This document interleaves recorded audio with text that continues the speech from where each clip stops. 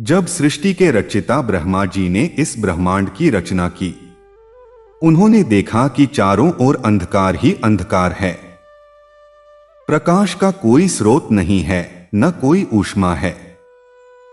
तब उन्होंने अपने तेज से एक अद्भुत दिव्य पुरुष को उत्पन्न किया, जिनका नाम रखा गया सूर्य।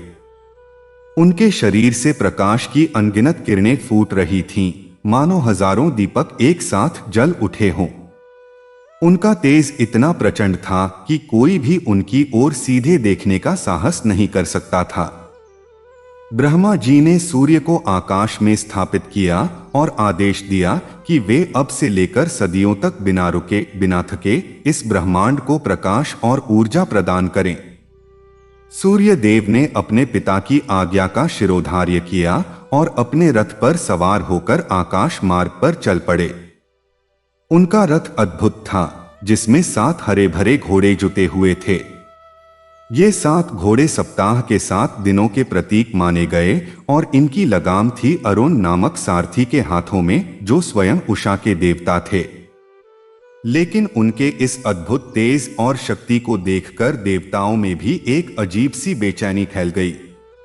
उनका ताप इतना प्रचंड था कि सभी उनसे दूर भागते थे। एक दिन की बात है, सूर्य देव के तेज से व्याकुल होकर सभी देवता इंद्र के नेतृत्व में ब्रह्मा जी के पास पहुंचे और अपनी पीड़ा सुनाई। उन्होंने कहा, प्रभु, सूर्य का ताप असहनीय है। उनके निकट जाना तो दूर, उनकी ओर देखना भी कठिन हो गया है। कृपया उनके तेज को कुछ कम कीजिए ताकि सृष्टि का संतुलन बना रहे। ब्रह्मा जी ने देवताओं की बात सुनी और सूर्य को अपने पास बुलाया। उन्होंने सूर्य से कहा, पुत्र, तुम्हारा तेज अद्भुत और अनुपम है, परंतु यह इतना प्रखर है कि सारे लोग तुमसे दूर भागते हैं। तुम्हें अपने तेज का कुछ अंश कम करना होगा ताकि तुम सबके सुखद और कल्याणकारी बन सको। सूर्य देव ने पिता की बात का कोई बुरा नहीं माना। वे तो हमेशा से ही परोपकारी और दयालु थे। उन्होंने तुरंत सहर्ष स्वीकार कर लिया और कहा, पिताश्री, आपकी आज्ञा मेरे लिए सर्वोपरि है। मैं अपने तेज का एक बड़ा भाग अपने से अलग करने को तैयार हूं, किंतु यह तेज इतना शक्तिशाली है कि इसे कोई साधारण प्राणी धारण नहीं कर सकता। इसके लिए किसी योग्य और शक्तिशाली व्यक्ति की आवश्यकता होगी। ब्रह्मा जी ने चारों ओर देखा, पर कोई भी इतना समर्थ नहीं दिखा कि सूर्य के प्रचंड तेज को धारण कर सके। तब उन्होंने विश्वकर्मा को बुलाया और इस समस्या का समाधान ढूंढने को कहा। विश्वकर्मा, जो देवताओं के शिल्पी थे, ने एक अद्भुत योजना बनाई। उन्होंने सूर्य देव के शरीर से उनके अतिरिक्त तेज को काटकर उसे निखारने का कार्य आरंभ किया। यह कार्य अत्यंत कठिन और नाजुक था। जैसे जैसे विश्वकर्मा सूर्य के तेज को काटते गए, वैसे वैसे वह तेज एक चमकीले पिंड के रूप में इकट्ठा होता गया। उस तेज से निकली चिंगारियों से अनेक दिव्य अस्त्र शस्त्र बने, जिनमें भगवान शिव का त्रिशूल, भगवान विष्णु का सुदर्शन चक्र और देवराज इंद्र का वज्र प्रमुख थे। जब सूर्य देव का अतिरिक्त तेज उतर गया तो उनका स्वरूप और भी मनोहर और सौम्य हो गया। अब वे देखने में जितने सुंदर लगते थे, उनका प्रकाश उतना ही सुखद और जीवनदायिनी बन गया। उनके तेज का जो शेष भाग रह गया, उससे उन्होंने सारे ब्रह्मांड को आलोकित करना जारी रखा। इस प्रकार सूर्य देव न केवल तेज के प्रतीक बने, बल्कि त्याग और सेवा के भी आदर्श बन गए। तभी से वे प्रतिदिन प्रातःकाल अपने 7 घोड़ों के रथ पर सवार होकर आकाश में विचरण करते हैं और समस्त जीवन को ऊर्जा, आरोग्य और प्रकाश प्रदान करते हैं। उनके इसी त्याग और समर्पण के कारण उन्हें जगतचक्षु अर्थात ब्रह्मांड की आंख कहा जाता है। यह कथा यहीं समाप्त नहीं होती। सूर्य देव के तेज के निखरने के बाद एक नया अध्याय शुरू हुआ, जो उनके वैवाहिक जीवन और पितृत्व से जुड़ा है। सूर्य देव का विवाह विश्वकर्मा की पुत्री संज्ञा से हुआ। संज्ञा अत्यंत सुंदर, सुशील और गुणवती थी। प्रारंभ में दोनों का जीवन बड़े सुख और सामंजस्य से बीता। उनके 3 संतानें हुई, 2 पुत्र यम और यमुना और 1 पुत्री तप्ती। यम बाद में मृत्यु के देवता बने और यमुना एक पवित्र नदी के रूप में प्रवाहित हुई। लेकिन कालांतर में संज्ञा के मन में एक अजीब सी व्यथा जन्म लेने लगी। सूर्य देव का तेज भले ही विश्वकर्मा ने कुछ कम कर दिया था, फिर भी असहनीय था। उनका शरीर इतना अधिक तपता था कि संज्ञा के लिए उनके निकट रहना कठिन हो गया। वह सदैव उनसे कुछ दूरी बनाकर रहती, उनकी आंखें उस तेज से झुलस जाती। वह चाहकर भी अपने पति के प्रति अपनी असहजता व्यक्त नहीं कर पाती। अंततः एक दिन उन्होंने एक निर्णय लिया। उन्होंने अपनी छाया, जो बिल्कुल उनके समान दिखती थी, को बुलाया। उस छाया का नाम था छाया। संज्ञा ने छाया से कहा, तुम मेरे समान ही हो। मैं तुम्हें अपने पति और बच्चों की देखभाल की जिम्मेदारी सौंपकर जा रही हूं। जब तक मैं वापस न आऊं, तुम मेरा स्थान लो, पर यह रहस्य किसी पर मत प्रकट होने देना। ऐसा कहकर संज्ञा अपने पिता विश्वकर्मा के लोक में जा छुपी और अपने स्वरूप को बदलकर एक घोड़ी घोटकी का रूप धारण कर लिया, ताकि उनके पति का तेज उन्हें पहचान न सके। छाया ने संज्ञा का वेश धारण किया और सूर्य देव की सेवा में लग गई। सूर्य देव को कोई अंतर नहीं पता चला, वे उसे ही अपनी पत्नी समझते रहे। छाया ने भी अपने कर्तव्य का पालन बखूबी किया। समय बीतने पर छाया से भी सूर्य देव को 3 संतानें हुई, शनि 1 और तप्ती, कुछ कथाओं में भिन्नता है, और 1 पुत्री भद्रा।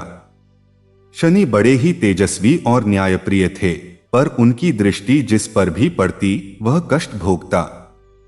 यह उनके स्वभाव का हिस्सा था। अब छाया अपने सौतेले बच्चों, विशेषकर यम और यमुना से वैसा प्रेम नहीं कर पाती थी जैसा एक मां करती है। एक दिन यम ने अपनी मां, जिन्हें वे अपनी मां ही समझते थे, के व्यवहार में अंतर देखा। छाया ने गुस्से में आकर यम को श्राप दे दिया। हालांकि बाद में वह पछताई, पर श्राप का प्रभाव तो हुआ ही। यह घटना सूर्य देव के ध्यान में आई। उन्होंने देखा कि यह स्त्री पहले जैसी कोमल और स्नेहमयी नहीं रही। उन्होंने छाया से पूछा, तुम कौन हो? तुम मेरी प्रिय पत्नी संज्ञा नहीं लगती। जब छाया ने अपनी वास्तविक पहचान उजागर की तो सूर्य देव को गहरा आघात लगा। वे क्रोधित हुए और सत्य जानने के लिए अपनी दिव्य दृष्टि का प्रयोग किया। उन्होंने देखा कि उनकी सच्ची पत्नी संज्ञा एक घोड़ी का रूप धारण किए उत्तरी दिशा के एकांत वन में तपस्या कर रही है। सूर्य देव तुरंत उस स्थान पर पहुंचे। वहां उन्होंने देखा कि संज्ञा अब घोड़ी के रूप में कठोर तपस्या में लीन है। सूर्य देव ने भी अपने तेज को कम करने के लिए अपना रूप बदला और एक घोड़े का रूप धारण कर लिया, ताकि संज्ञा उनके पास आ सके। इस प्रकार दोनों का पुनर्मिलन हुआ। संज्ञा ने अपने पति को सब कुछ समझाया और अपनी व्यथा बताई। सूर्य देव ने उनकी पीड़ा को समझा और उन्हें क्षमा कर दिया।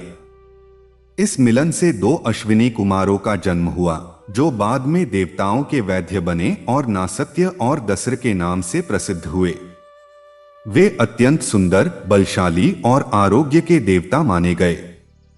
सूर्य देव ने संज्ञा को वापस अपने लोक ले जाकर उनका भरपूर सम्मान किया।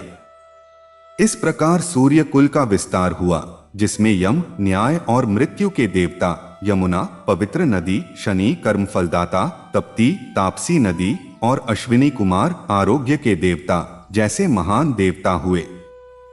यह कथा हमें सिखाती है कि सहनशीलता, सत्य और करुणा का मार्ग ही सबसे बड़ा है और परिवार में प्रेम और विश्वास ही सबसे मूल्यवान धन है। बात उन दिनों की है जब सृष्टि नवेली थी और प्रकाश देवताओं के लिए भी एक दुर्लभ वस्तु हुआ करता था। ब्रह्मा जी ने अपने मानस पुत्रों की रचना तो कर ली थी, पर चारों ओर घना अंधकार छाया हुआ था। उन्होंने देखा कि यह संसार अधूरा है, सूना है, मानो कोई चित्र हो जिसमें रंग ही न भरा गया हो। तब उनके हृदय से एक चिंता निकली, एक इच्छा जागी, प्रकाश की, ऊष्मा की, गति की। उसी इच्छा से, उसी चिंता से एक दिव्य पुरुष प्रकट हुए, जिनके तेज ने चारों दिशाओं को आलोकित कर दिया। वे थे सूर्य। उनका शरीर कोई मांस रक्त का नहीं था, बल्कि चमकती हुई किरणों से निर्मित था। उनके केश सोने के समान थे, उनका मुख मंडल हजारों चंद्रमाओं के समान शीतलता देता था, फिर भी उनके निकट जाना असंभव था।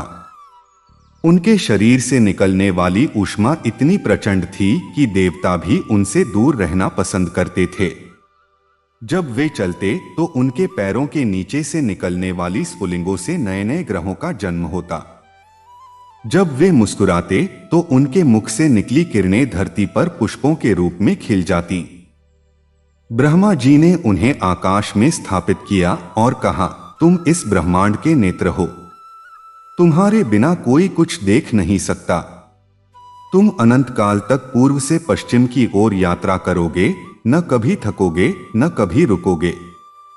सूर्य देव ने अपने पिता की आज्ञा का पालन करते हुए अपना रथ तैयार किया। वह रथ किसी साधारण रथ की भांति नहीं था।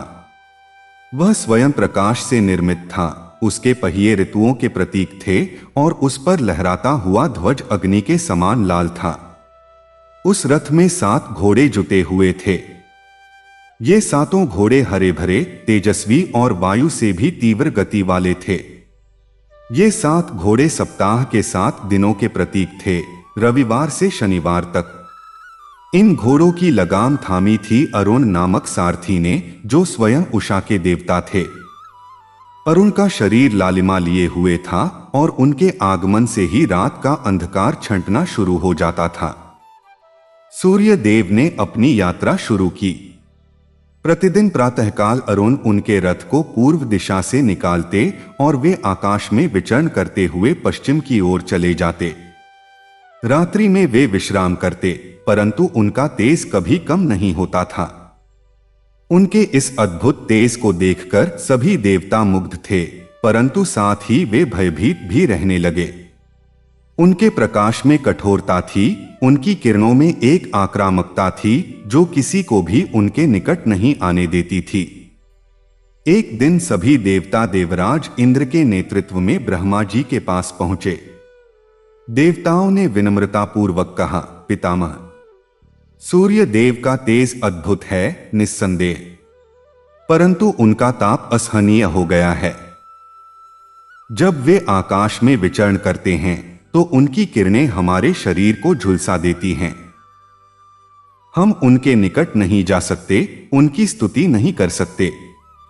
कृपया उनके तेज को कुछ कम कीजिए ताकि हम सब उनका सम्मान कर सकें और वे हमारे लिए सुलभ हो सकें।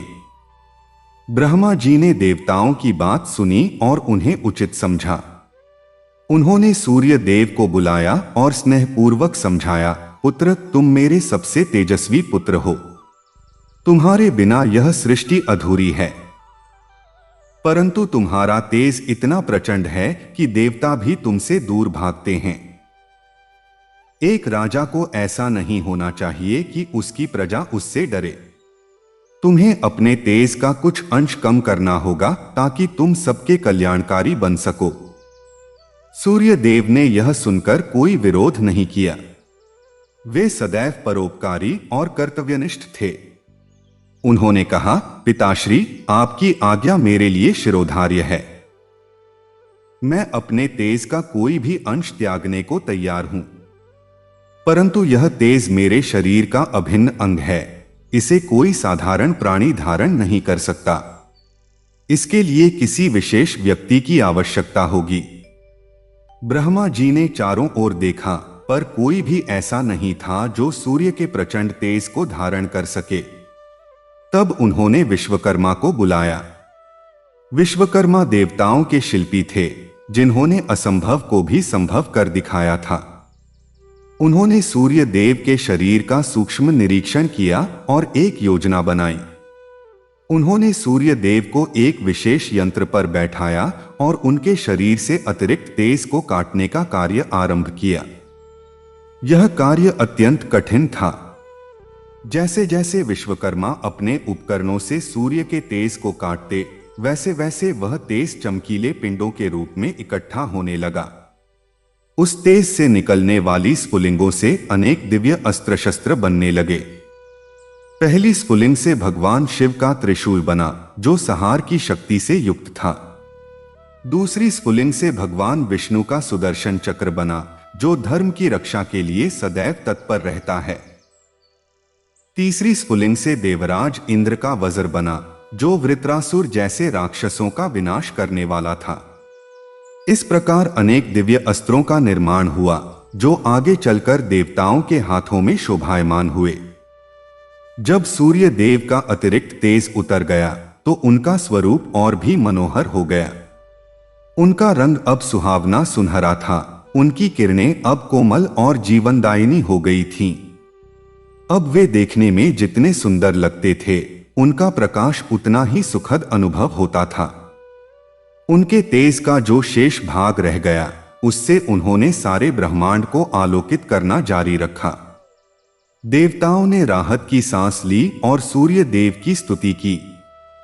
अब सूर्य देव का जीवन सुखमय और सामान्य गति से चल रहा था।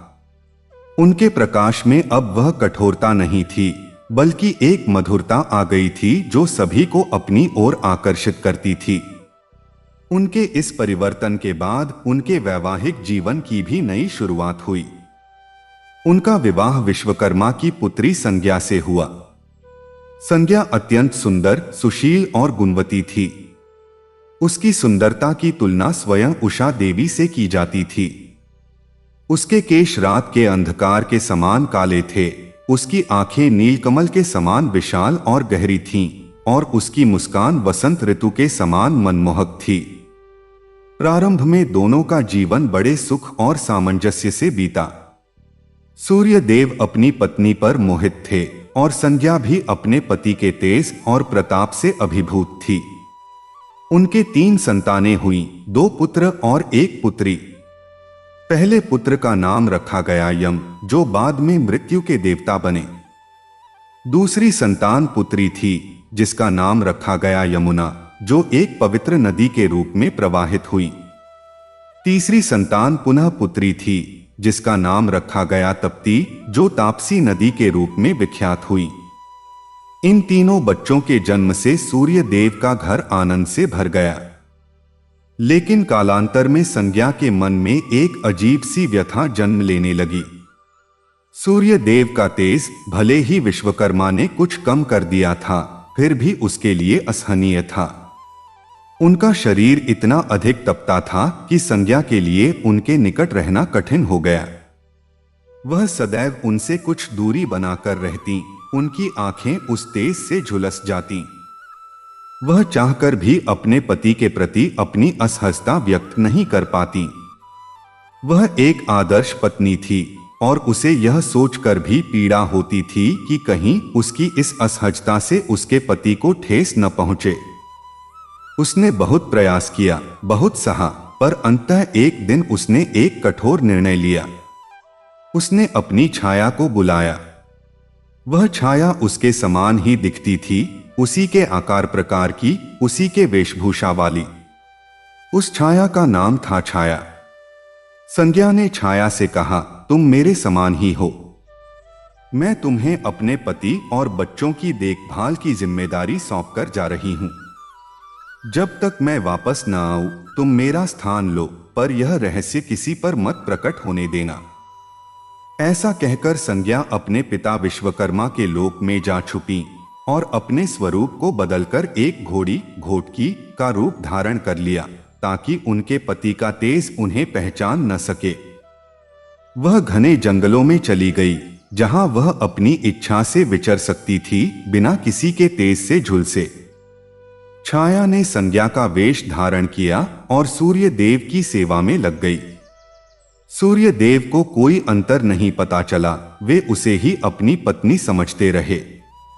छाया ने भी अपने कर्तव्य का पालन बखूबी किया। वह सूर्य देव की सेवा में कोई कमी नहीं छोड़ती थी, बच्चों का पालन पोषण भी करती थी, पर उसके हृदय में वह ममत्व नहीं था जो एक सच्ची मां में होता है।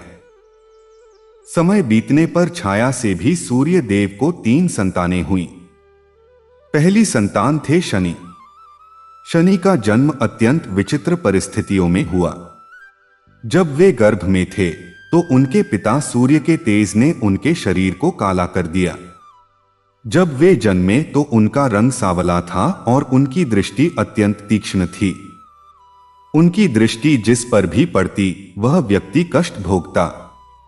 यह कोई अभिशाप नहीं था बल्कि उनके स्वभाव का हिस्सा था। वे न्याय के देवता थे और न्याय कभी मीठा नहीं होता। दूसरी संतान थी एक और पुत्री जिसका नाम भी तप्ती रखा गया। कुछ कथाओं में उसे छाया तप्ती कहा गया है। तीसरी संतान थी भद्रा जो बड़ी ही सुंदर और गुणवती थी। अब छाया के हृदय में एक संघर्ष शुरू हुआ। वह स्वयं तो मां थी पर उसके अपने बच्चे भी थे। वह देखती थी कि सूर्य देव का स्नेह यमुना और तप्ती पर भी उतना ही है जितना उसके बच्चों पर उसके मन में संज्ञा के बच्चों के प्रति कोई ममत्व नहीं था। वह उन्हें सहन करती थी पर उनके प्रति उसके व्यवहार में एक अंतर आ गया था। वह यम और यमुना को उतना प्रेम नहीं दे पाती थी, उनकी गलतियों पर उतनी सहजता से नहीं हंस पाती थी। एक दिन की बात है, यम जो अब थोड़े बड़े हो गए थे अपनी मां, जिन्हें वे अपनी मां ही समझते थे, के पास गए। उन्होंने देखा कि उनकी मां छाया शनि को गोद में लिए उसे दुलार कर रही थी, पर जैसे ही यम निकट आए उनके चेहरे का भाव बदल गया। यम को यह बात चुभ गई। उन्होंने बचपन के आवेश में कुछ कहा जो शायद अनुचित था। छाया जो पहले से ही संघर्ष कर रही थी ने गुस्से में आकर यम को श्राप दे दिया। उसने कहा, तुम्हारे पैर में कीड़े लग जाए। यम सहम गए, रोने लगे।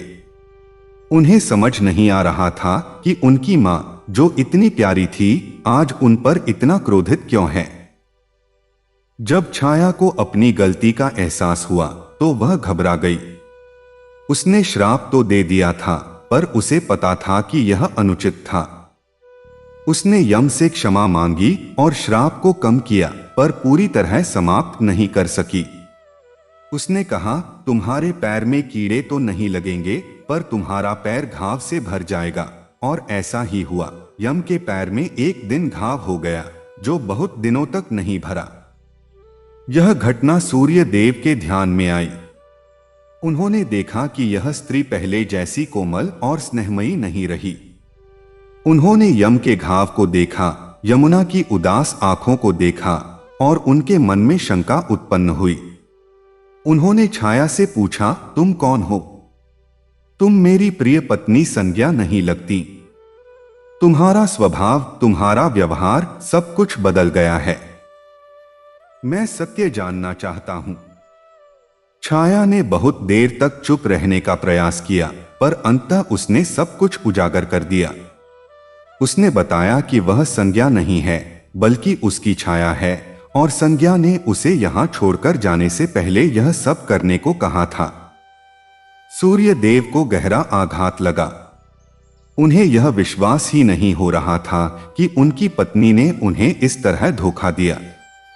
वे क्रोधित हुए पर उनका क्रोध शीघ्र ही करुणा में बदल गया। उन्होंने सोचा, कितनी पीड़ा रही होगी संज्ञा के मन में कि उसे इस तरह भागना पड़ा। उन्होंने अपनी दिव्य दृष्टि का प्रयोग किया और देखा कि उनकी सच्ची पत्नी संज्ञा एक घोड़ी का रूप धारण किए उत्तरी दिशा के एकांत वन में तपस्या कर रही है। सूर्य देव तुरंत उस स्थान पर पहुंचे। वहां उन्होंने देखा कि संज्ञा अब घोड़ी के रूप में कठोर तपस्या में लीन है। वह अपने शरीर से इतनी बेखबर थी कि उसे अपने चारों ओर उगी घास का भी पता नहीं था। उसकी आंखें बंद थीं और उसके मुख से केवल सूर्य देव के नाम की स्तुति निकल रही थी। सूर्य देव ने देखा कि यदि वे अपने मूल रूप में संज्ञा के पास गए तो वह फिर से उनके तेज से झुलस जाएगी। उन्होंने भी अपना रूप बदला और एक घोड़े का रूप धारण कर लिया। वे धीरे धीरे संज्ञा के निकट गए। संज्ञा ने जब उस सुंदर घोड़े को अपने पास आते देखा तो उसे कुछ अजीब सा आभास हुआ। उस घोड़े की आंखों में वही चमक थी, उसके शरीर से वही ऊष्मा निकल रही थी, पर वह अब सहनीय थी। संज्ञा ने पहचान लिया, वह घोड़ा और कोई नहीं, उसके पति सूर्य थे। दोनों का पुनर्मिलन हुआ। संज्ञा ने अपने पति को सब कुछ समझाया, अपनी व्यथा बताई, कैसे उसका तेज उसे सहन नहीं होता था और कैसे वह उनके प्रति अपने प्रेम के बावजूद उनसे दूर रहने को विवश थी। सूर्य देव ने उनकी पीड़ा को समझा, उनके त्याग को सराहा और उन्हें क्षमा कर दिया।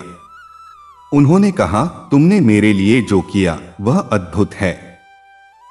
तुमने मुझे धोखा नहीं दिया, बल्कि मुझे और मेरे बच्चों को बचाने का प्रयास किया। मैं तुमसे कभी नाराज नहीं हो सकता। इस मिलन से 2 पुत्रों का जन्म हुआ। वे थे अश्विनी कुमार। वे अत्यंत सुंदर, बलशाली और तेजस्वी थे। उनका जन्म घोड़े और घोड़ी के रूप में हुआ था, इसलिए उनका नाम अश्विनी कुमार पड़ा। वे बाद में देवताओं के वैद्य बने और नासत्य और दस्र के नाम से प्रसिद्ध हुए। उनके पास आरोग्य का अमृत था। वे मृतकों को भी जीवित कर सकते थे और कभी रोगी को निराश नहीं करते थे। सूर्य देव ने संज्ञा को वापस अपने लोक ले जाकर उनका भरपूर सम्मान किया। उन्होंने छाया को भी उसकी सेवा और त्याग के लिए धन्यवाद दिया और उसे भी अपने परिवार का ही हिस्सा बनाकर रखा। अब उनका परिवार पूरा था। यम, यमुना, तप्ती, शनि, भद्रा और अश्विनी कुमार सभी ने मिलकर एक सुखी और समृद्ध जीवन व्यतीत किया। यम बड़े हुए और उन्हें मृत्यु के देवता का पद मिला। वे न्यायपूर्वक प्राणियों के कर्मों का फल देते हैं। यमुना एक पवित्र नदी के रूप में धरती पर प्रवाहित हुई, जिनके जल में स्नान करने से मोक्ष की प्राप्ति होती है।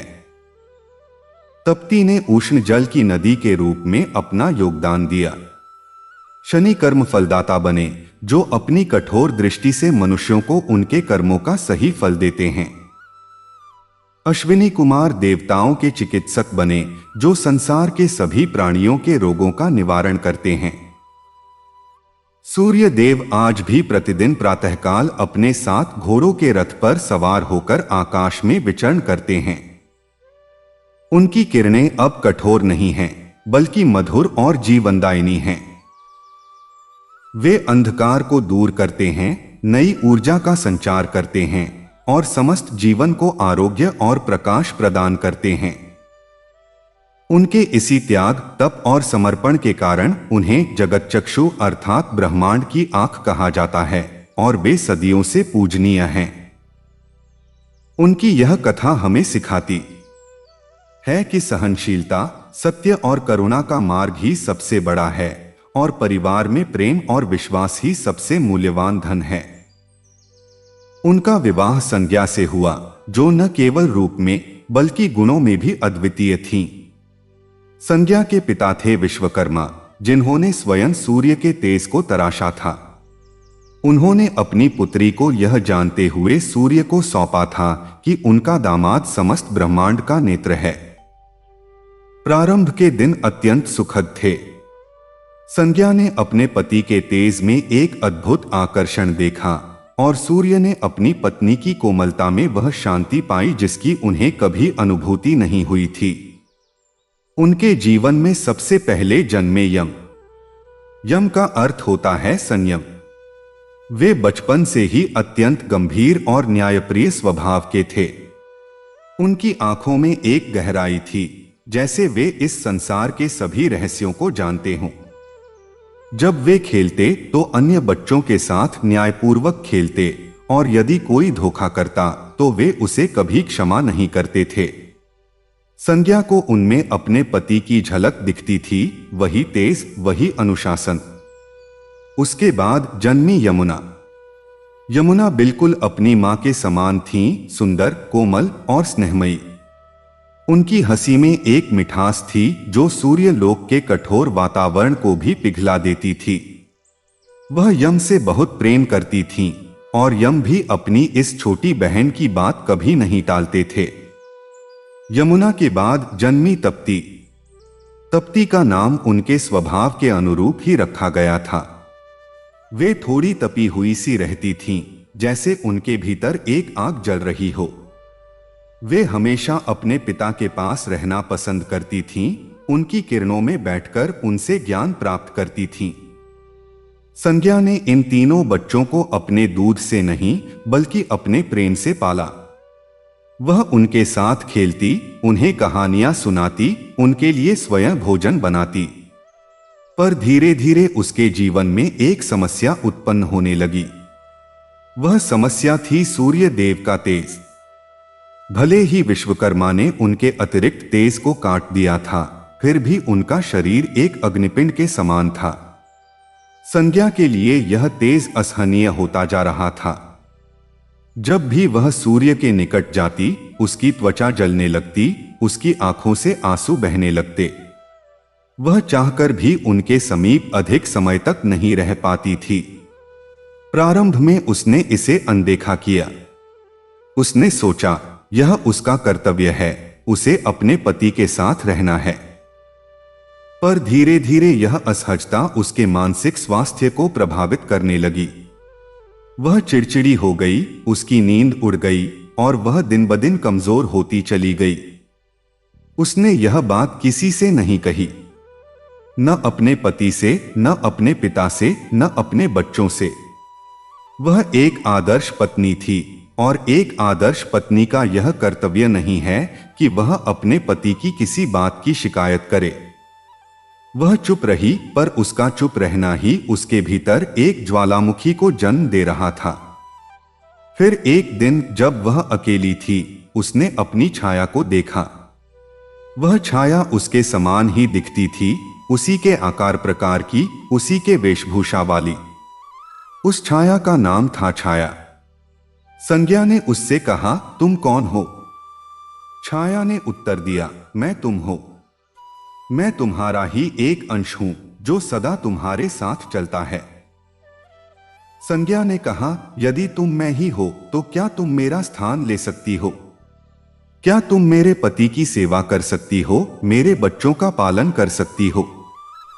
छाया ने कहा, मैं तुम्हारी छाया हूं। मेरा धर्म है तुम्हारे पीछे चलना। यदि तुम मुझे आदेश दो तो मैं तुम्हारा स्थान ले सकती हूं। पर याद रखो, मैं तुम नहीं हूं, मैं केवल तुम्हारा प्रतिबिंब हूं। संज्ञा ने एक गहरी सांस ली और कहा, यही तो चाहिए भी, एक प्रतिबिंब ही काफी है। किसी को पता नहीं चलेगा। उसने छाया को आदेश दिया, तुम मेरे पति और बच्चों की देखभाल करो। जब तक मैं वापस न आऊं तुम मेरा स्थान लो। पर यह रहस्य किसी पर मत प्रकट होने देना। ऐसा कहकर संज्ञा अपने पिता के लोक में चली गई। उसने अपने पिता को सब कुछ बताया। विश्वकर्मा ने उसकी बात सुनी और समझ गए कि उनकी पुत्री कितनी पीड़ा में है।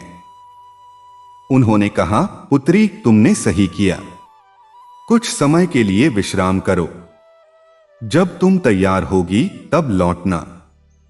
पर संज्ञा जानती थी कि सूर्य देव की दिव्य दृष्टि से बचना आसान नहीं है। उसने अपने पिता से कहा, मुझे ऐसा रूप चाहिए जिसमें मेरे पति मुझे पहचान न सकें। विश्वकर्मा ने उसे एक घोड़ी का रूप दे दिया। अब संज्ञा एक सुंदर तेजस्वी घोड़ी के रूप में उत्तरी दिशा के घने जंगलों में चली गई। वहां वह स्वतंत्र रूप से विचरती, कभी घास चरती, कभी नदी का जल पीती और कभी अपने पति का ध्यान करती। इधर सूर्यलोक में छाया ने संज्ञा का रूप धारण कर लिया। सूर्य देव को कोई अंतर नहीं पता चला। उनके लिए उनकी पत्नी वही थी, वही मुस्कान, वही बातें, वही सेवा। छाया ने अपने कर्तव्य का पालन बखूबी किया। वह सूर्य देव की सेवा में कोई कमी नहीं छोड़ती थी, उनके भोजन का ध्यान रखती, उनके वस्त्रों का, उनके आराम का। बच्चों के प्रति भी वह उतना ही ध्यान देती जितना एक मां को देना चाहिए। पर उसके हृदय में वह ममत्व नहीं था जो एक सच्ची मां में होता है। वह यंत्रवत अपने कर्तव्य का पालन कर रही थी, पर उसके भीतर प्रेम का वह स्रोत नहीं था जो संज्ञा में था। समय बीतता गया। छाया के गर्भ से भी 3 संतानों ने जन्म लिया। पहले जन्मे शनि। शनि का जन्म अत्यंत विचित्र था। जब वे गर्भ में थे तो उनके पिता सूर्य के तेज ने उनके शरीर को झुलसा दिया। उनका रंग काला पड़ गया, उनकी आंखों में एक अजीब सी चमक आ गई। जब वे जन्मे तो उनकी दृष्टि जिस पर भी पड़ती वह व्यक्ति कांप उठता। उनके जन्म के समय ही आकाश में ग्रहण लग गया था और सभी ने इसे एक अपशकुन माना। पर सूर्य देव ने अपने पुत्र को गोद में लिया और कहा, यह मेरा पुत्र है। इसकी दृष्टि कठोर है, पर यह न्याय का देवता होगा। यह किसी को अकारण दंड नहीं देगा, पर जिसने जैसा कर्म किया है उसे वैसा ही फल अवश्य देगा। दूसरी संतान थी एक और पुत्री, जिसका नाम तप्ती रखा गया। यह तप्ती पहली तप्ती से बिल्कुल भिन्न थी। पहली तप्ती शांत और ध्यानमग्न रहती थी, जबकि यह तप्ती चंचल और उत्साही थी। वह हमेशा कुछ नया सीखने को आतुर रहती। कभी अपने पिता के रथ पर बैठकर आकाश में घूमना चाहती, तो कभी अपने भाई यम के साथ न्याय की बातें करना चाहती। तीसरी संतान थी भद्रा। भद्रा का अर्थ होता है कल्याणकारी। वह वास्तव में कल्याणकारी थी। जहां भी वह जाती वहां सुख शांति का वातावरण बन जाता। उसकी मुस्कान में एक अद्भुत शक्ति थी जो लोगों के दुखों को दूर कर देती थी। वह सबसे प्रिय थी सभी को, और उसके बड़े भाई बहन भी उस पर जान छिड़कते थे। अब छाया के जीवन में एक नई समस्या उत्पन्न हुई। उसके अपने बच्चे थे और संज्ञा के बच्चे भी थे। वह देखती थी कि सूर्य देव का स्नेह सभी पर समान है। वह यम और यमुना को भी उतना ही प्यार करते थे जितना शनि और तप्ती को। पर छाया के हृदय में यह समानता नहीं थी। वह स्वयं को तो रोक पाती थी, पर उसके भीतर जो जलन थी वह कभी कभी बाहर आ ही जाती थी। वह यम और यमुना को उतना प्रेम नहीं दे पाती थी जितना वह अपने बच्चों को देती थी। उनके लिए उसका व्यवहार औपचारिक था, यांत्रिक था। वह उनकी गलतियों पर उतनी सहजता से नहीं हंस पाती थी जितनी वह अपने बच्चों की गलतियों पर हंसती थी। यम, जो स्वयं अत्यंत संवेदनशील था, यह अंतर भाप गया। उसने अपनी मां के व्यवहार में एक बदलाव देखा। उसे लगा कि उसकी मां अब पहले जैसी नहीं रही। एक दिन वह घटना घटी जिसने सब कुछ बदल दिया। यम और शनि में किसी बात पर झगड़ा हो गया। शनि, जो स्वभाव से ही कुछ कठोर था, ने यम से कह दिया, तुम मेरे भाई नहीं हो, तुम मेरे मां के बेटे नहीं हो, मेरी मां तुम्हारी मां नहीं है। यम चौंक गए। उन्होंने कहा, क्या कह रहे हो? हमारी मां एक ही है। शनि ने कहा, नहीं, हमारी मां अलग है। मेरी मां वास्तविक है, तुम्हारी मां नकली है। यम यह सुनकर सीधे अपनी मां के पास गए। उन्होंने छाया से पूछा, मां, क्या यह सच है? क्या तुम मेरी असली मां नहीं हो? छाया का चेहरा पीला पड़ गया। वह नहीं जानती थी कि क्या उत्तर दे। उसने टालने की कोशिश की, पर यम ने हार नहीं मानी। वह बार बार पूछ रहा था। अंततः छाया ने गुस्से में आकर कहा, हां, मैं तुम्हारी असली मां नहीं हूं। तुम्हारी मां ने तुम्हें छोड़ दिया और मुझे यहां रख गई। यम के लिए यह सुनना एक धक्के के समान था। उनकी आंखों से आंसू बहने लगे। उन्होंने कहा, तो यह सच है, मेरी मां ने मुझे छोड़ दिया। यह देखकर छाया को पछतावा हुआ। उसने अपने कठोर शब्दों को वापस लेना चाहा, पर तब तक बहुत देर हो चुकी थी। यम ने उससे कहा, तुमने मुझे धोखा दिया, तुम मेरी मां नहीं हो।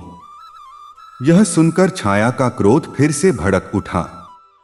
उसने कहा, मैं तुम्हारी मां नहीं हूं, पर मैंने तुम्हारा पालन किया है। मैंने तुम्हारे लिए वह सब किया जो एक मां करती है, और तुम मुझे इस तरह धिक्कार रहे हो। तुम्हारे पैर में कीड़े लग जाए। यह एक श्राप था। यम डर गए। वह रोने लगे। उनके रोने की आवाज सुनकर यमुना वहां आ गई। उसने देखा कि उसका भाई रो रहा है और उसकी मां उसे श्राप दे रही है। यमुना ने छाया के पैर पकड़ लिए और कहा, मां, ऐसा मत करो। यह मेरा भाई है, इसे क्षमा कर दो। छाया को अपनी गलती का एहसास हुआ। उसने श्राप वापस लेना चाहा, पर एक बार दिया गया श्राप पूरी तरह वापस नहीं लिया जा सकता था। उसने कहा, तुम्हारे पैर में कीड़े नहीं लगेंगे, पर तुम्हारा पैर घाव से भर जाएगा। और ऐसा ही हुआ। अगले ही दिन यम के पैर में एक भयानक घाव हो गया। वह घाव दिन ब दिन बढ़ता गया और यम को असहनीय पीड़ा होने लगी। यमुना ने अपने भाई की सेवा की। वह दिन रात उसके पास रहती, उसके घाव पर दवा लगाती, उसे सांत्वना देती, पर घाव भरने का नाम नहीं ले रहा था। यह घटना सूर्य देव के ध्यान में आई। उन्होंने यम के घाव को देखा, यमुना की उदास आंखों को देखा और उनके मन में शंका उत्पन्न हुई। उन्होंने छाया को बुलाया और पूछा, यह सब क्या है? यम को यह घाव कैसे हुआ? छाया ने सब कुछ बता दिया। उसने बताया कि वह संज्ञा नहीं है, बल्कि उसकी छाया है। उसने बताया कि संज्ञा ने उसे यहां छोड़ दिया और खुद कहीं चली गई। उसने यह भी बताया कि उसने यम को श्राप क्यों दिया। सूर्य देव का क्रोध 7वें आसमान पर पहुंच गया। वे अपनी पत्नी पर, छाया पर और स्वयं पर भी क्रोधित थे। उन्होंने कहा, मुझे धोखा दिया गया। इतने वर्षों तक मैं एक छाया के साथ रहा और मुझे पता नहीं चला।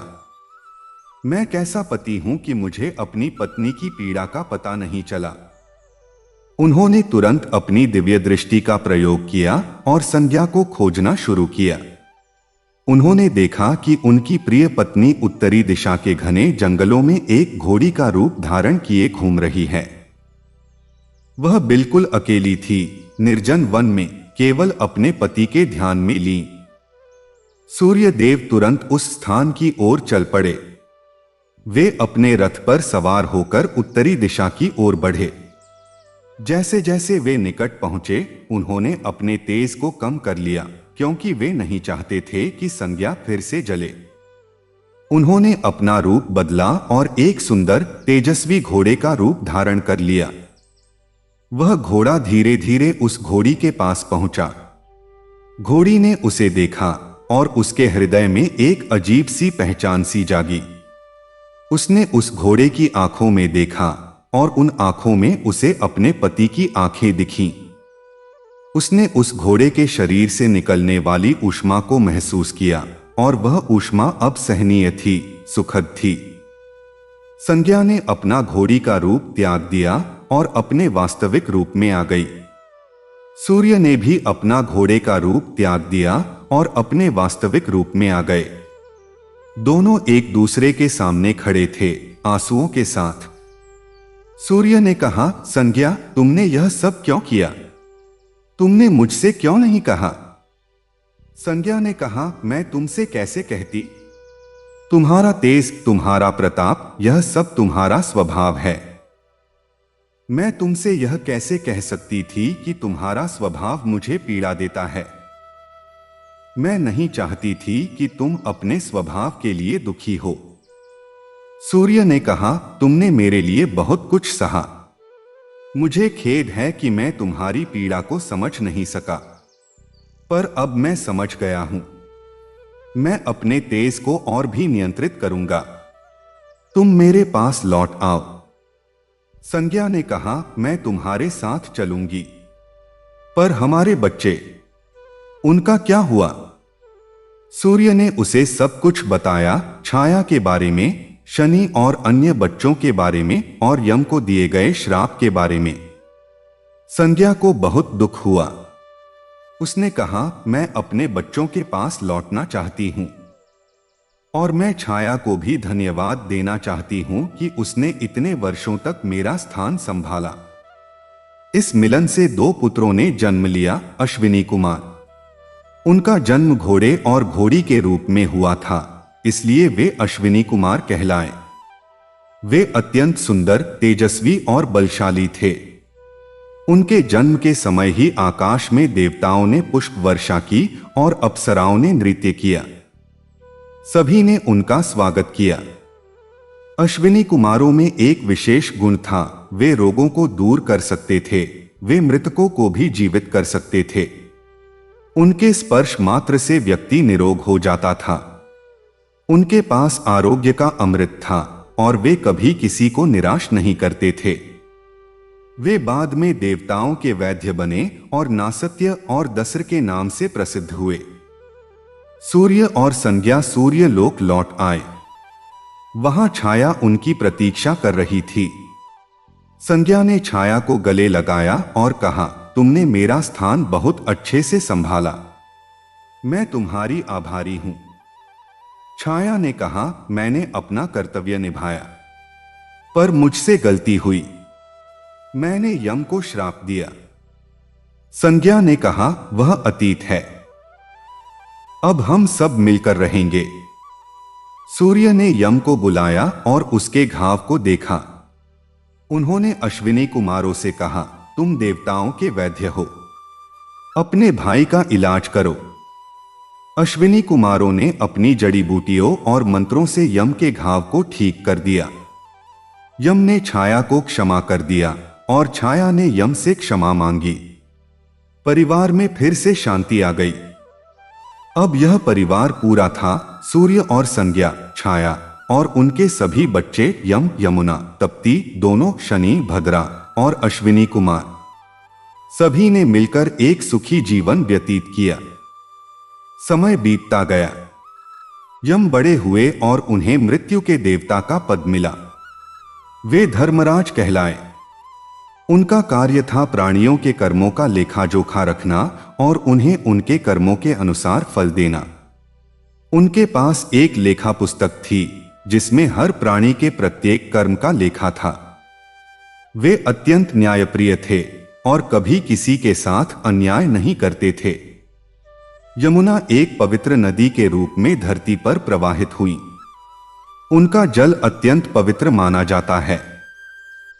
कहा जाता है कि यमुना में स्नान करने से मनुष्य के सभी पाप धुल जाते हैं और उसे मोक्ष की प्राप्ति होती है।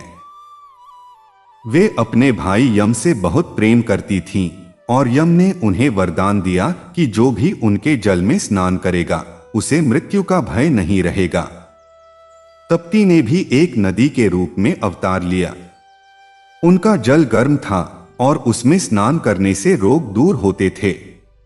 वे तापसी नदी के रूप में विख्यात हुई, जो आज भी बहती है और लोगों के रोगों को दूर करती है। शनि कर्म फलदाता बने।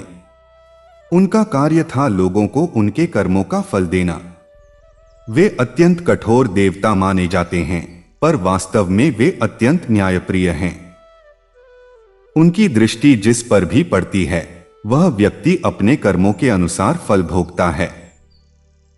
यदि किसी ने अच्छे कर्म किए हैं तो शनि उसे सुख देते हैं और यदि किसी ने बुरे कर्म किए हैं तो शनि उसे दंड देते हैं। भद्रा ने शांति और कल्याण की देवी के रूप में अपना स्थान बनाया। जहां भी वह जाती थीं, वहां शांति और सुख समृद्धि का वातावरण बन जाता था। उनकी पूजा करने से घर में सुख शांति बनी रहती है। अश्विनी कुमार देवताओं के वैद्य बने। वे सदैव अपने भक्तों की रक्षा करते हैं और उनके रोगों को दूर करते हैं। उनकी कृपा से मनुष्य निरोग रहता है और दीर्घायु प्राप्त करता है।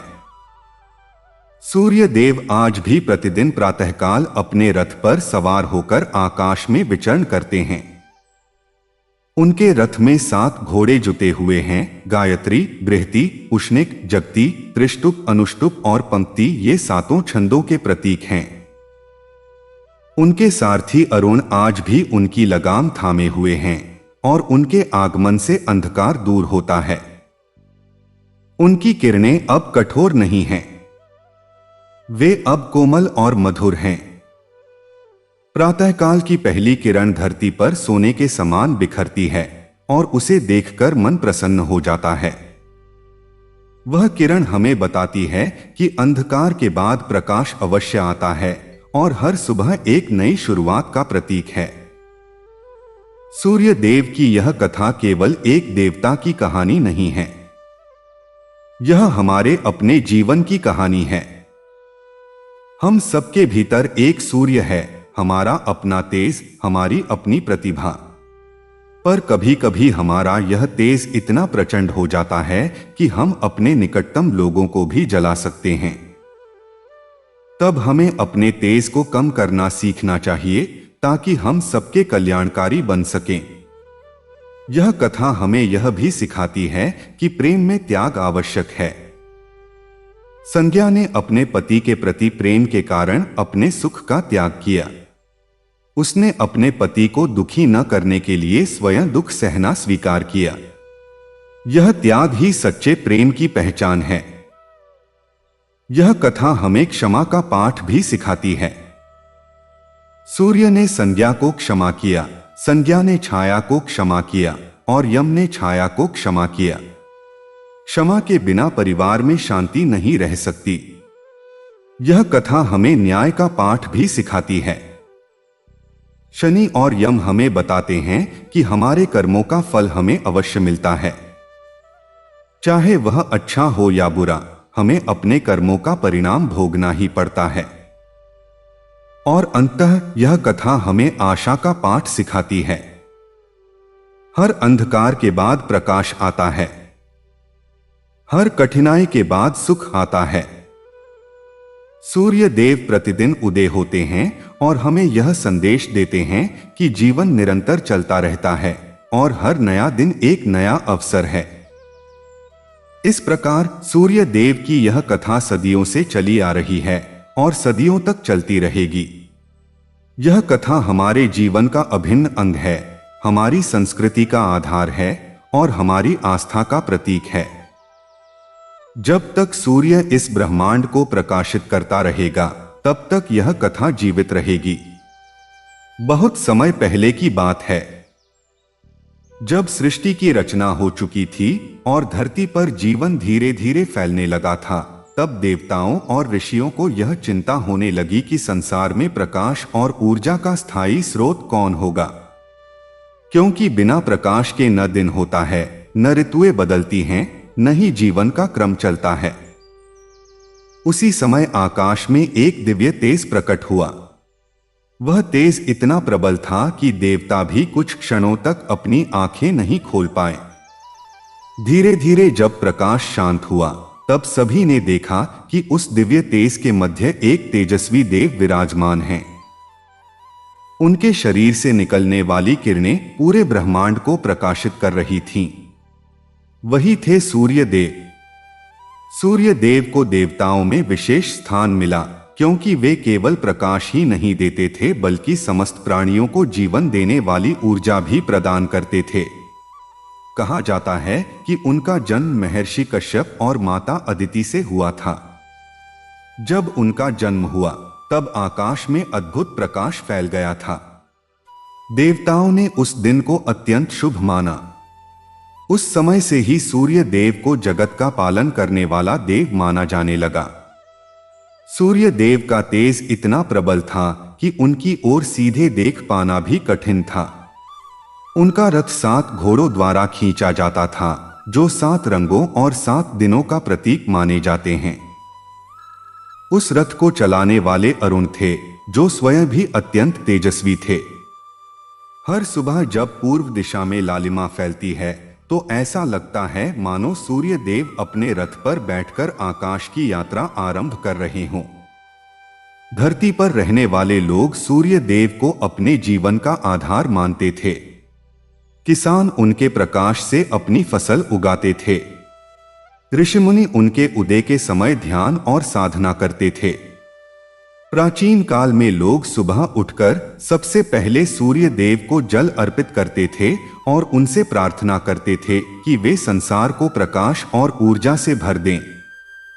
एक बार की बात है, पृथ्वी पर एक राज्य था जहां एक बहुत ही धर्मात्मा राजा राज्य करता था।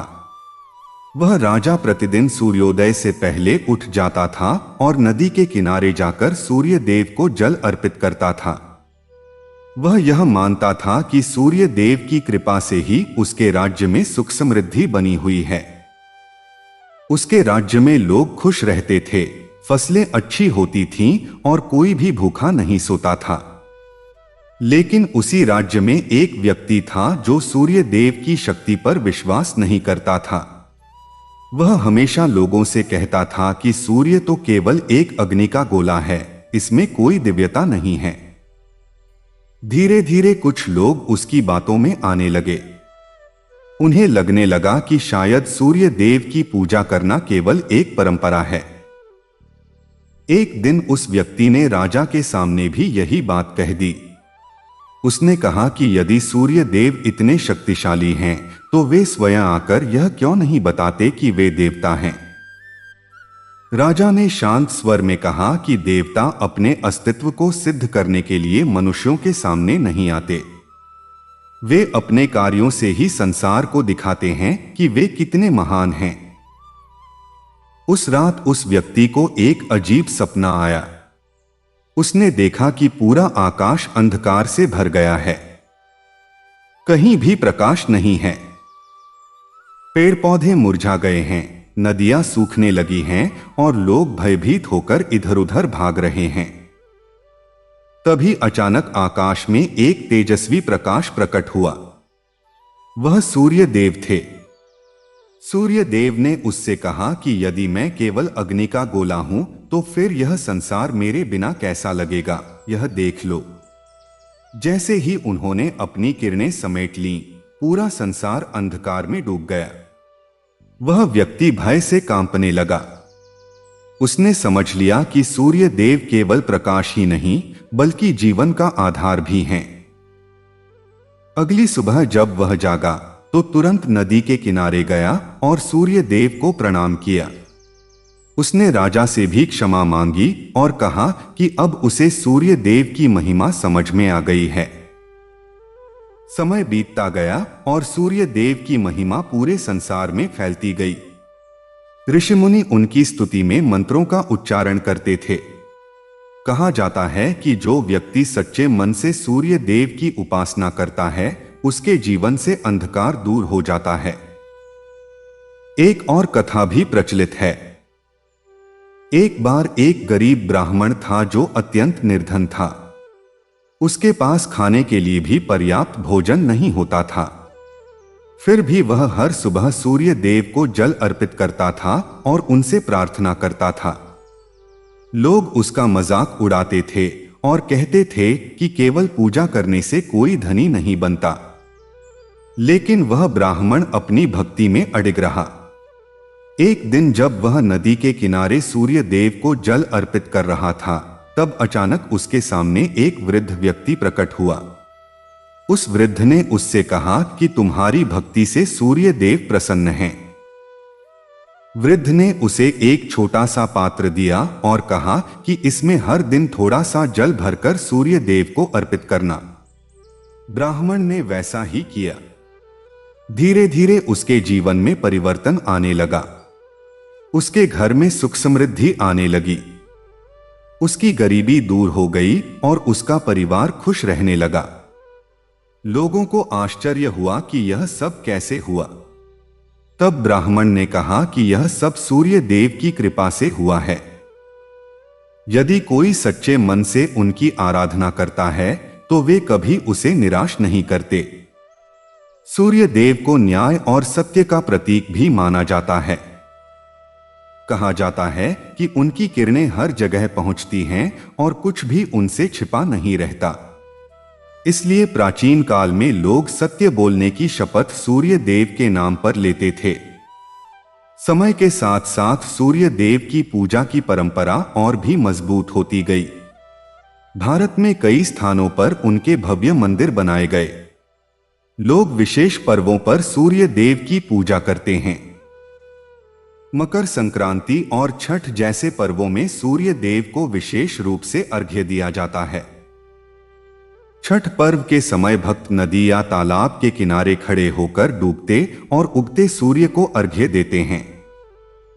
यह दृश्य अत्यंत मनोहारी होता है।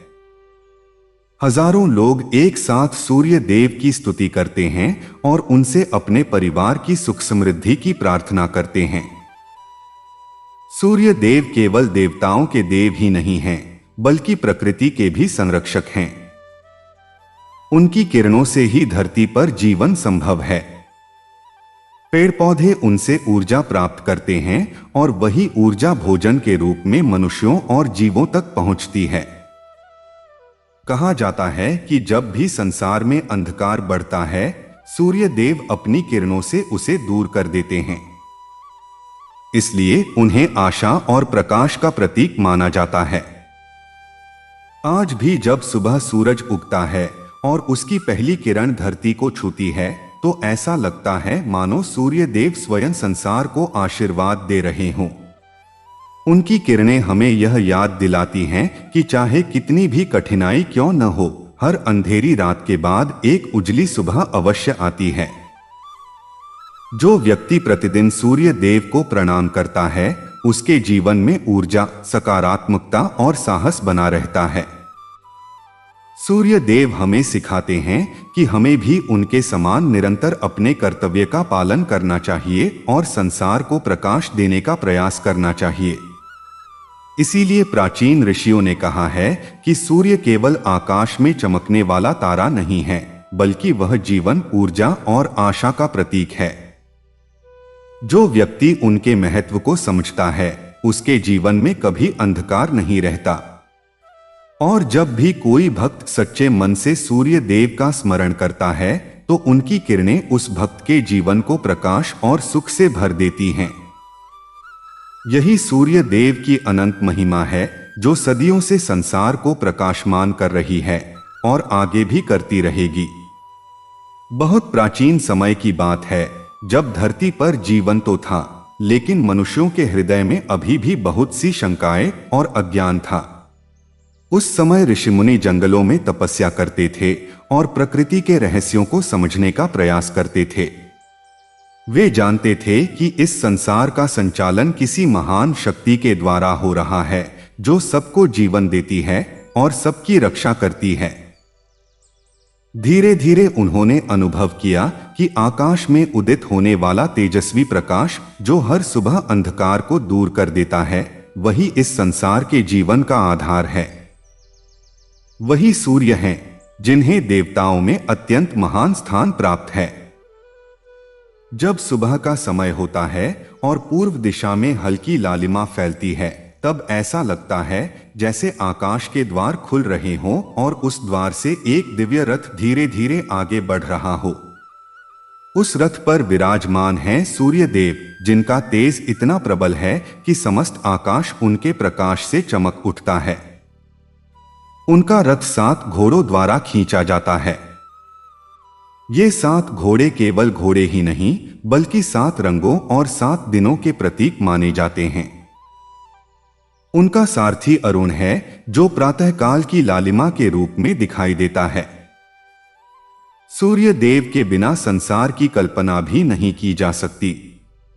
यदि सूर्य का प्रकाश न हो, तो धरती पर जीवन समाप्त हो जाए, पेड़ पौधे सूख जाए, नदियां ठंडी और शांत हो जाए और जीव जंतु भी जीवित न रह पाए। इसलिए प्राचीन काल से ही मनुष्य सूर्य देव को जीवनदाता मानता आया है। कहा जाता है कि सूर्य देव का जन्म महर्षि कश्यप और माता अदिति के घर हुआ था। जब उनका जन्म हुआ, तब आकाश में ऐसा प्रकाश फैल गया कि सभी देवता आश्चर्यचकित रह गए। उस दिन चारों ओर आनंद और उत्सव का वातावरण था। देवताओं ने समझ लिया कि यह दिव्य बालक संसार के लिए अत्यंत महत्वपूर्ण होगा। समय बीतता गया और सूर्य देव का तेज दिन प्रतिदिन बढ़ता गया। उनका प्रकाश इतना प्रबल था कि देवताओं को भी कभी-कभी उसकी तीव्रता का अनुभव होता था। लेकिन यही तेज संसार के लिए जीवनदायी था। उनकी किरणें धरती को गर्माहट देती थीं, पेड़ पौधों को बढ़ने की शक्ति देती थीं और नदियों को जीवन देती थीं। धरती पर रहने वाले लोग हर सुबह सूर्य देव का स्वागत करते थे। वे नदी या तालाब के किनारे खड़े होकर उन्हें जल अर्पित करते थे। जब जल की धार सूर्य की किरणों से मिलती थी तो वह दृश्य अत्यंत सुंदर लगता था। ऐसा प्रतीत होता था जैसे भक्त का प्रेम और श्रद्धा सीधे सूर्य देव तक पहुंच रही हो। एक समय की बात है। एक छोटे से गांव में एक गरीब किसान रहता था। उसका जीवन बहुत कठिन था। उसकी जमीन बहुत कम थी और कभी-कभी फसल भी अच्छी नहीं होती थी। फिर भी वह हर सुबह सूर्योदय से पहले उठता, नदी के किनारे जाता और सूर्य देव को जल अर्पित करता। वह कहता था कि यदि सूर्य देव की कृपा न होती तो धरती पर कोई भी बीज अंकुरित नहीं होता। गांव के कुछ लोग उसका मजाक उड़ाते थे। वे कहते थे कि केवल पूजा करने से कुछ नहीं होता, मेहनत ही सब कुछ है। किसान मुस्कुराकर उनकी बातें सुनता और कहता कि मेहनत भी तभी सफल होती है जब प्रकृति साथ दे, और प्रकृति को ऊर्जा देने वाले सूर्य देव ही हैं। एक वर्ष उस गांव में भयंकर सूखा पड़ गया। नदियां सूखने लगीं और खेतों में दरारें पड़ गईं। लोग बहुत चिंतित हो गए। उन्हें समझ नहीं आ रहा था कि क्या किया जाए। उसी समय उस किसान ने सभी को एकत्र किया और कहा कि हमें सूर्य देव से प्रार्थना करनी चाहिए। यदि हम सच्चे मन से प्रार्थना करेंगे तो अवश्य ही कोई मार्ग मिलेगा। लोगों ने पहले उसकी बात पर विश्वास नहीं किया, लेकिन जब हालात और कठिन हो गए तब उन्होंने उसकी बात मान ली। अगले दिन पूरे गांव के लोग नदी के किनारे एकत्र हुए। उन्होंने मिलकर सूर्य देव की आराधना की और उनसे वर्षा और समृद्धि की प्रार्थना की। कुछ ही दिनों बाद आकाश में बादल घिरने लगे और धीरे धीरे वर्षा शुरू हो गई। खेतों में हरियाली लौट आई और लोगों के चेहरों पर फिर से मुस्कान आ गई। तब गांव के लोगों को समझ में आया कि श्रद्धा और विश्वास में कितनी शक्ति होती है। सूर्य देव केवल प्रकाश ही नहीं देते, बल्कि वे हमें कर्तव्य और अनुशासन का भी संदेश देते हैं। वे प्रतिदिन समय पर उदित होते हैं और समय पर अस्त होते हैं। कभी भी अपने कर्तव्य से पीछे नहीं हटते। यही कारण है कि ऋषि मुनि सूर्य देव को कर्म का प्रतीक मानते हैं। प्राचीन ग्रंथों में यह भी वर्णन मिलता है कि सूर्य देव बहुत ही न्यायप्रिय हैं। उनकी किरणें हर जगह पहुंचती हैं। कोई भी स्थान ऐसा नहीं जहां उनका प्रकाश न पहुंचे। इसी कारण लोग मानते हैं कि सूर्य देव सब कुछ देखते हैं और सत्य का साथ देते हैं।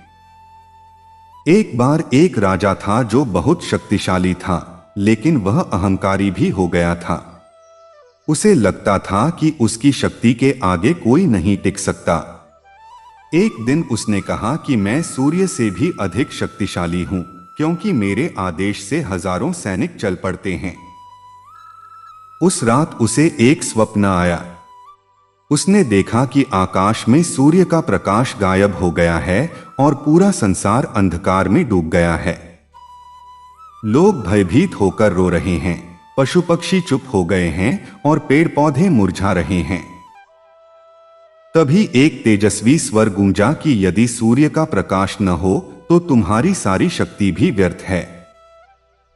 राजा की नींद खुल गई और वह पसीने से भीग गया था। अगले दिन वह नदी के किनारे गया और सूर्य देव को प्रणाम किया। उसने समझ लिया कि संसार में सबसे महान वही शक्ति है जो सबको जीवन देती है। समय के साथ सूर्य देव की महिमा और भी बढ़ती गई। लोग उन्हें अलग अलग नामों से पुकारने लगे। कोई उन्हें आदित्य कहता, कोई भास्कर और कोई दिवाकर। हर नाम उनके तेज और शक्ति का वर्णन करता है। भारत में कई ऐसे मंदिर हैं जहां सूर्य देव की विशेष पूजा होती है। इन मंदिरों में भक्त दूर दूर से आते हैं और सूर्य देव के दर्शन करते हैं। वहां का वातावरण अत्यंत पवित्र और शांत होता है। विशेष पर्वों पर सूर्य देव की पूजा का महत्व और भी बढ़ जाता है। मकर संक्रांति के दिन लोग स्नान करके सूर्य देव को अर्घ्य देते हैं और उनसे सुख समृद्धि की कामना करते हैं। छठ पर्व के समय तो लाखों लोग नदी के किनारे खड़े होकर डूबते और उगते सूर्य को अर्घ्य देते हैं। उस समय का दृश्य अत्यंत अद्भुत होता है। भक्त अपने हाथों में फल, फूल और दीप लेकर खड़े होते हैं। जब सूर्य की किरणें पानी पर पड़ती हैं तो पूरा वातावरण स्वर्णिम हो जाता है।